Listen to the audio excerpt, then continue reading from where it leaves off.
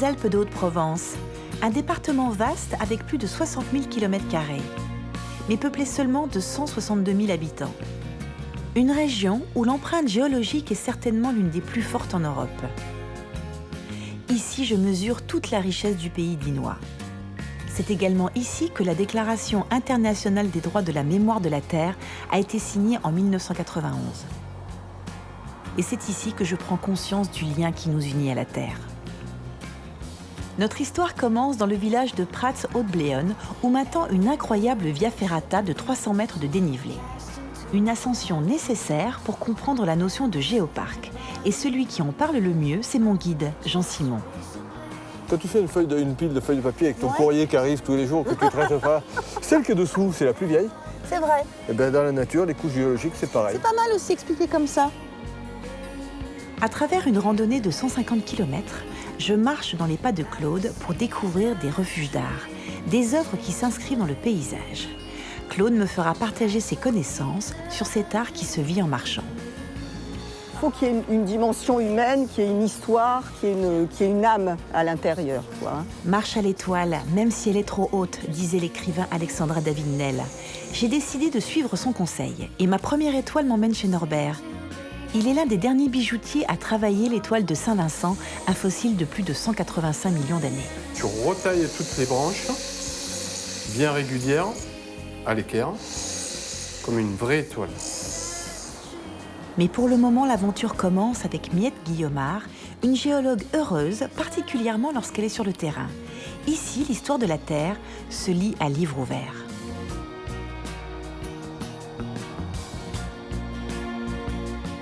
Je vous emmène donc au cœur de la plus grande réserve géologique d'Europe. 230 000 hectares à cheval sur les Alpes de Haute-Provence et le Var. Mais le site le plus emblématique se trouve au nord de Digne-les-Bains, dans la vallée du Besse. Sur une vingtaine de kilomètres, nous contemplons un véritable concentré d'histoire géologique.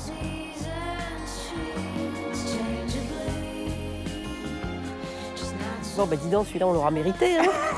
Non, mais c'est extraordinaire. Tu sais, en fait, on n'imagine pas qu'à Digne, il y ait des vallées comme celle-ci. C'est une vallée magique, c'est magnifique. Ah oui, oui. Et regarde-moi ça, ici, quand on arrive sur cette crête, que le paysage se dégage. C'est absolument fabuleux. Alors toi, tu appelles ça un paysage renversant. Je crois comprendre pourquoi. Oui. Mais je suppose qu'il y a une analyse géologique à tout ça. Géologique, oui, mais il faut d'abord savoir lire les paysages. Ouais. Donc ce sont les géologues, en fait, qui ont découvert ce paysage magnifique et qui était très parlant. Hein, donc c'est un paysage qui bouge. Et nous, géologues, on le regarde bouger à l'échelle du paysage. Alors on prend le repère des couches grises qui sont là, tu vois, on les voit là-bas, qui tournent, qui passent à la vallée du Besse, on les retrouve de l'autre côté. Alors là, elles sont verticales, verticales, verticales, verticales. Et là, hop, de l'autre côté, elles sont renversées. Renversement. Alors donc. en plus, au plafond, il y a des empreintes de pas d'oiseaux, donc les oiseaux ne marchaient pas au plafond, mais marchaient sur des plages. Oui, parce qu'il faut quand même rappeler qu'ici, c'est le lien entre les Alpes et la Méditerranée. Et Tout vous, à fait. vous avez des plages. Oui, nous avons les plages. Et c'est pourquoi aussi que ce site est un véritable site-école, parce qu'on arrive à très bien lire l'histoire de la Méditerranée en lien avec l'histoire des Alpes. Ensuite se met en place ce qu'on appelle le cycle alpin, c'est-à-dire d'abord la sédimentation, des dépôts marins qui vont s'empiler ici sur plus de 4000 mètres d'épaisseur et qui va raconter l'histoire d'une mer qui va perdurer pendant des millions et des millions d'années, pendant notamment l'époque des dinosaures. Et à la fin de cette période des dinosaures, toute la région va être déformée. D'accord. On sort du fond de la mer, il y a des reliefs qui se constituent.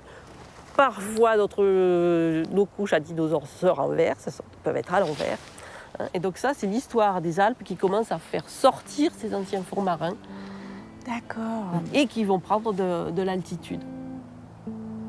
La réserve géologique est devenue un site-école. Étudiants et géologues du monde entier viennent découvrir l'histoire de la Terre. Un site remarquable qui ouvre également ses bras aux paléontologues, aux minéralogistes, un lieu où toutes les sciences de la Terre s'entremêlent. Donc là, on a posé le cadre. Maintenant, on passe à la partie pratique. Parce que je voudrais bien un petit peu trouver des ammonites quand même. Ah, curieuse, tu as raison. Bah oui. Il faut lire les archives de la Terre, il faut les fossiles. Oui, oui, oui. Tu vas m'expliquer tout ça. Allez, c'est parti. Pour descendre quand même, hein, ça c'est...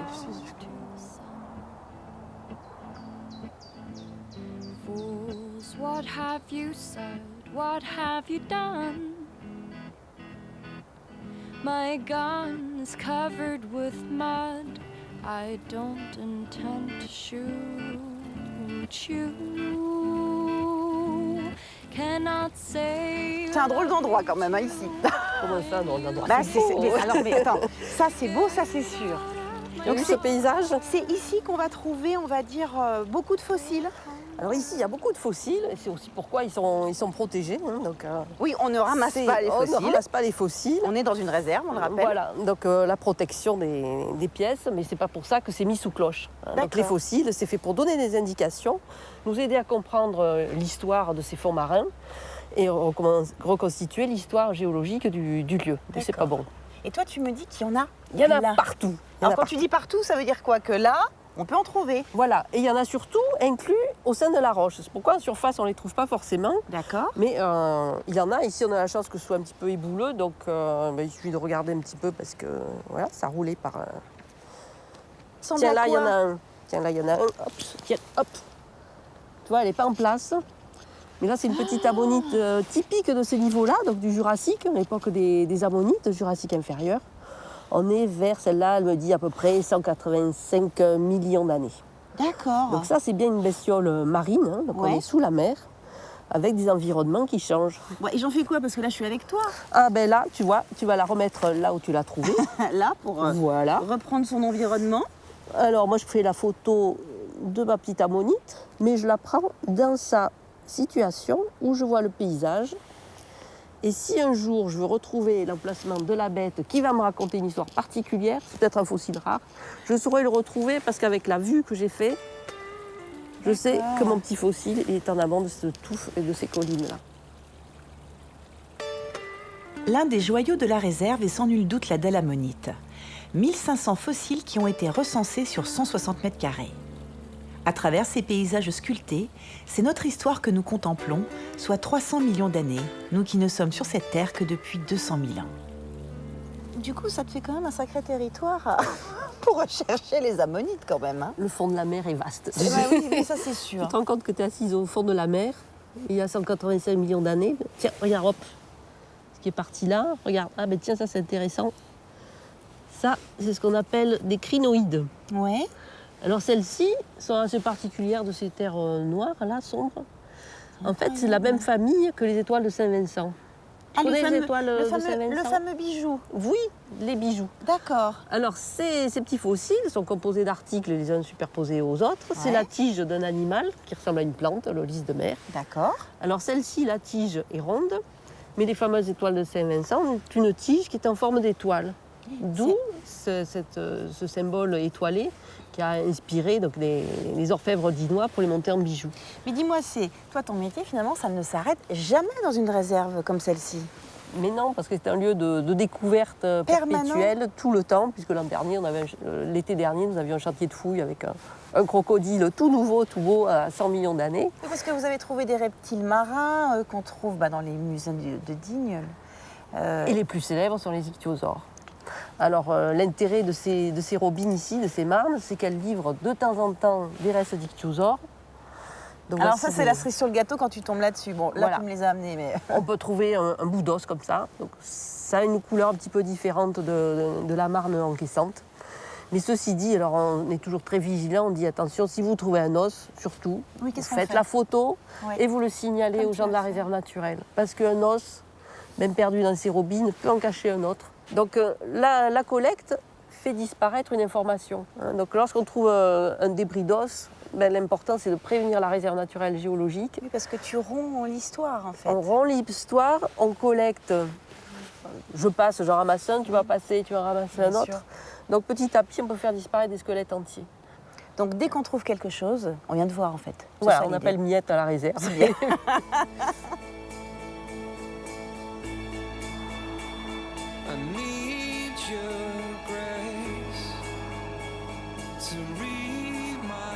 Conscients de vivre dans un territoire unique, les hommes et les femmes du pays dinois ont inventé la notion de géoparc.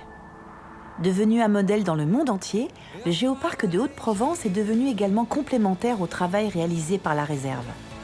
Des partenaires veillant à la protection et à la valorisation de ce vaste territoire. Mais finalement, à quoi sert concrètement un géoparc? Vous m'avez gâté, les gars.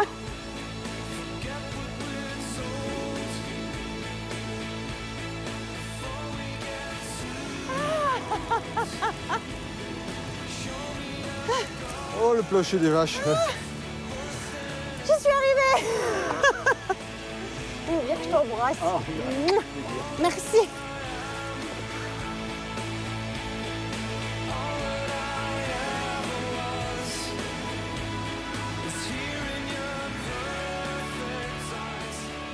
Je pense qu'on ne pouvait pas faire plus concret pour arriver jusqu'ici en utilisant la Via Ferrata. C'est pas mal quand même, hein? C'est une façon de progresser qui est intéressante. Hein? Tout ça pour voir en fait le millefeuille géologique qui est derrière nous. Ouais, et puis c'est pas que le millefeuille Ouais, géologique, je te c'est tout un environnement, c'est tout un territoire qui se découvre. Et puis tu as vu quand on a tourné la dernière longueur et Ouais. qu'on découvre tout le massif de l'Estro comme ça, on change complètement d'environnement et c'est un vrai choc, quoi. Alors tu m'as amené ici parce qu'effectivement c'est un point très important pour le géoparc. Et moi je voudrais que tu me parles, on va dire, des actions concrètes de ce géoparc. Mais tout d'abord, ça sert à quoi un géoparc?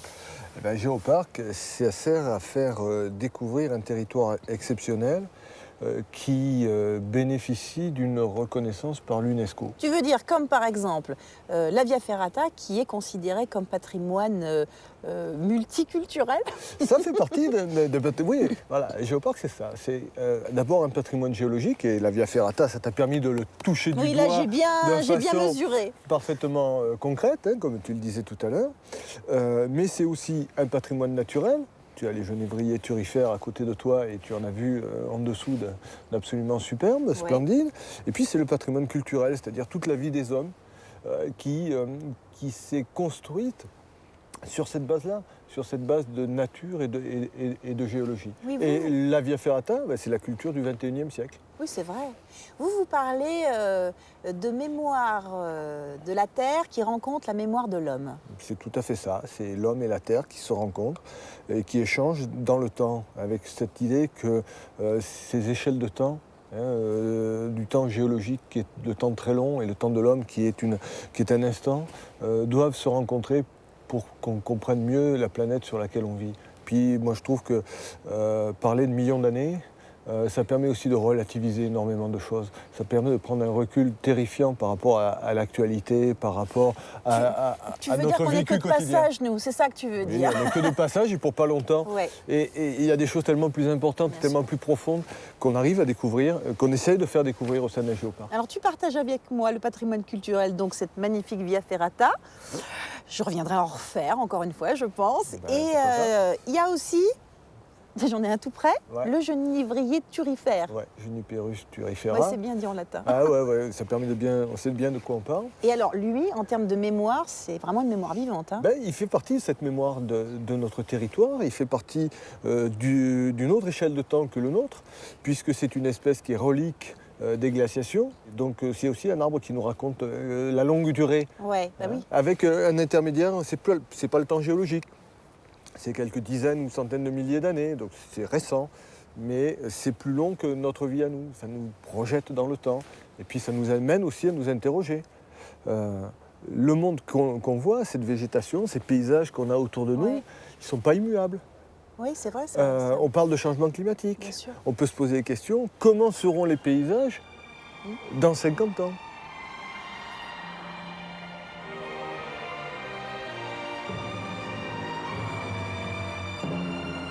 Ici, l'esthétique est partout, à tel point que toutes ces formes géologiques ont inspiré un des maîtres du land art, le Britannique Andy Goldsworthy.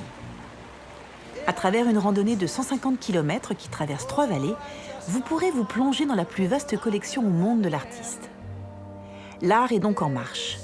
Première étape, le musée Gassendi où je retrouve Claude, accompagnatrice en montagne et spécialiste du sujet.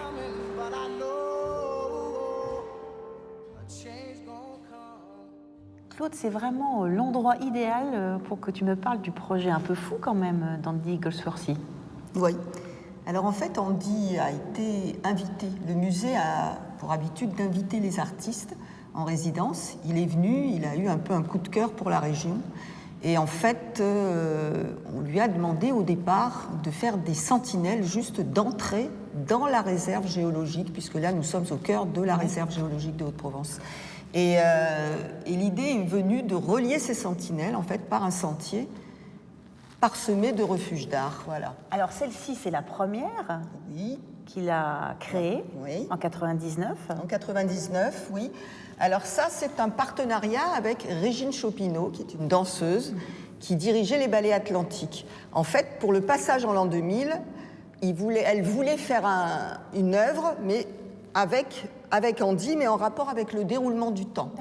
Donc, ils se sont inspirés comme idée de la rivière. Et, c'est ce qu'on voit là. Voilà, finalement. c'est ce qu'on voit là. Donc, c'est une rivière, effectivement, en terre. Et elle a été, donc, le mur a été fait. Il y a eu un film avec une image toutes les 8 secondes du temps de séchage de ce mur, qui, mis bout à bout, ont fait 1h10 de film, et les danseurs dansaient devant le film. Voilà. Cette œuvre, Claude, elle a tout de même une particularité dans sa conception. Ah, dans la conception, effectivement, il y a une particularité, c'est que Andy a repris cette technique du pisé qui existe en Afrique, mais dans laquelle on mélange de l'argile avec de la paille. Ouais. Et là, à la place de la paille, on y a mis des cheveux. Donc, il a récupéré... C'est vrai ? Oui, il a récupéré il y a 6 mois de cheveux coupés des coiffeurs de Digne. D'accord. Ouais, tout à fait. Donc, il y a l'âme des habitants de Digne dans le mur. Hein, c'est pas mal quand même. C'est pas mal quand même. Alors, on va pas faire les 150 km, en tout cas pas cette fois-ci, mais je voudrais que tu m'emmènes quand même dans un autre refuge d'art. Tu as pensé auquel ? La ferme de Belon, parce que c'est un lieu qui est vraiment très très riche en histoire. Andy, ce qu'il aime bien, c'est qu'il y a quelque chose. C'est faire une œuvre, mais dans un bâtiment qui a du vécu, qui a une âme. Qui a une âme.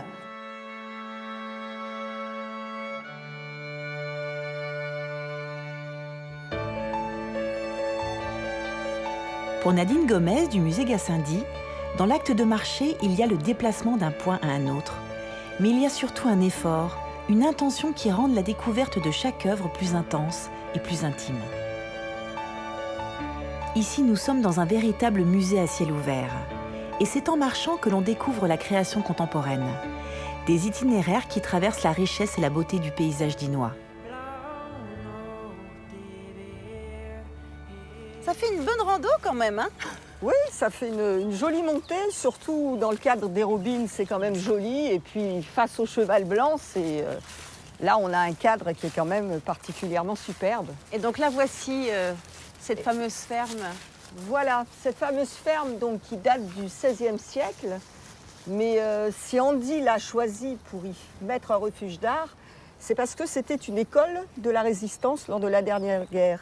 Et en fait, les personnes qui ont été résistants à l'intérieur ont été dénoncées malheureusement et fusillées. L'œuvre, elle est à l'intérieur ? L'œuvre, elle est à l'intérieur.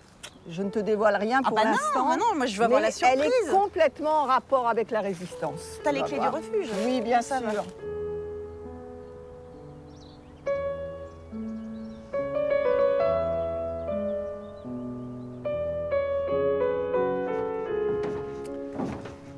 Alors là, on descend, je te laisse... Ah ouais. Ah, ça fait une drôle d'impression, ces arches quand même, c'est super émouvant en fait. Très, pour moi, très émouvant. Regarde.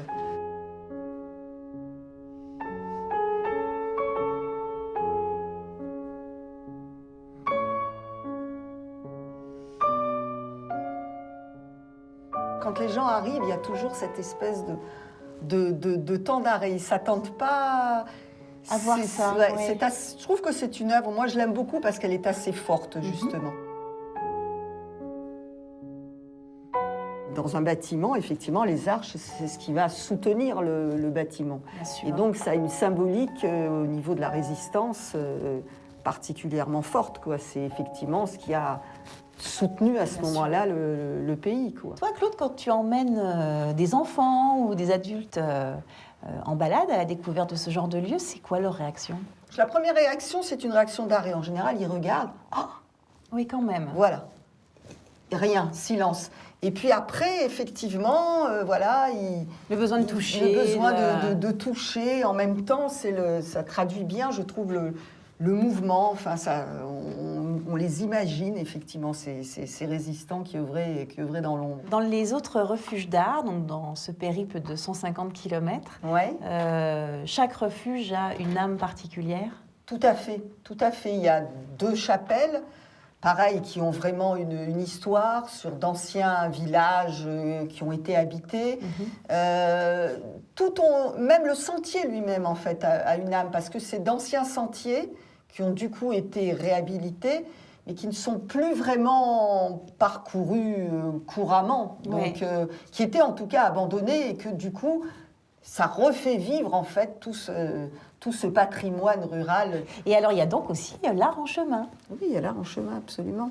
Hébergeur et accompagnateur, D'accord. avec donc une formation Oui, spécifique une sur culture, toutes, un voilà, toutes apprentissage. les œuvres effectivement d'art contemporain sur le territoire donc de la réserve. Et bien, tu vois, je vais revenir et je ferai les autres œuvres. Mais Merci, Claude. Tu viens avec moi. volontiers, Tu m'y mais emmènes. volontiers, de bon cœur.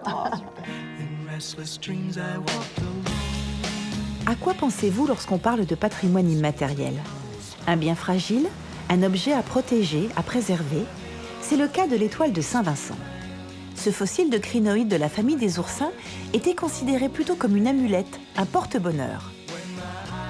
Mais au XIXe siècle, Antoine Coulon, bijoutier graveur, a l'idée d'utiliser les petits fossiles en forme d'étoile à 5 branches pour confectionner des bijoux. Telle une pierre précieuse, la pentacrine devient le symbole de la ville. Le joaillier enchâsse l'étoile dans des armatures d'or ou d'argent, créant ainsi des collections de bijoux pour les élégantes. Avec le temps, l'étoile de Saint-Vincent devient un signe de reconnaissance pour les gens de la région. À l'heure actuelle, ils ne sont plus que 3 à perpétuer cette tradition dinoise. Je me rends donc chez l'un d'entre eux, et chez les 1000, on a les bijoux dans le sang depuis 3 générations. Je suis donc impatiente de prendre ma première leçon de bijouterie. Bonjour Norbert. Bonjour Karine. On m'a dit qu'il fallait que je m'adresse à toi pour voir les étoiles de ligne d'un peu plus près. C'est Tu as vrai? frappé à la bonne porte. Ah, c'est bien ça. Je vais te montrer. C'est bien. Dis donc, il doit avoir une sacrée histoire, hein, cet établi. Oh, il a plus de 120 ans. D'accord. Voilà. C'est une histoire de famille ou tu l'as récupérée? Une histoire de famille. Il appartenait à ma mère. Pas à ma grand-mère, mais à ma mère. Ma grand-mère était bijoutière aussi. Ah oui, tu veux dire que c'est dans les gènes, cette Ouais, histoire. C'est 3e génération. C'est chouette. Ouais. Et dis-moi, cette étoile de Saint-Vincent, elle est venue à toi comment? Parce que elle est longue, l'histoire de ce bijou. Et il n'y avait plus de bijoutier qui fabriquait des étoiles de Saint-Vincent. Donc j'ai dit, c'est le moment qu'il faut prendre. Banco. Ouais. Alors, tout ton stock, là, tu l'as récupéré comment? Ah ben, ce stock-là vient d'un bijoutier qui lui-même faisait les bijoux Saint-Vincent. Ouais. Il était antérieur à la réserve, hein, ça date du siècle dernier. Quoi.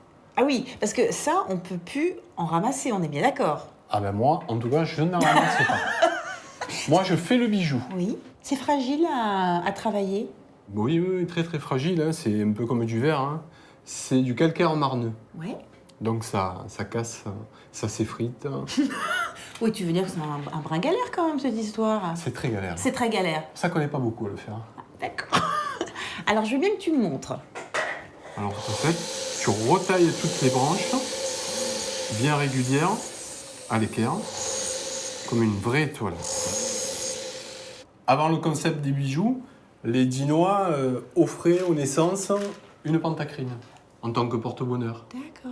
Les bergers mettaient ça dans les bergeries contre les loups, contre la foudre. Donc c'est une tradition. Bon, bah écoute, moi je voulais qu'on essaye. Allez, Allez. c'est parti.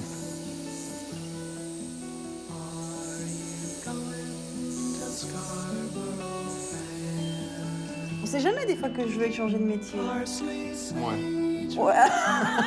Bon, d'accord, ok. Ah, tu as bien taillé là. Je te remercie. Il y en a presque plus. Je vois pas grand chose, mais. Oula. Non, c'est rien. Ouais. Même pas. J'ai des pansements. C'est pas mal ça. Non, mais j'ai ça dans le sang. Peut-être qu'en fait, je devrais être bijoutière. Eh oui. Va savoir. À savoir.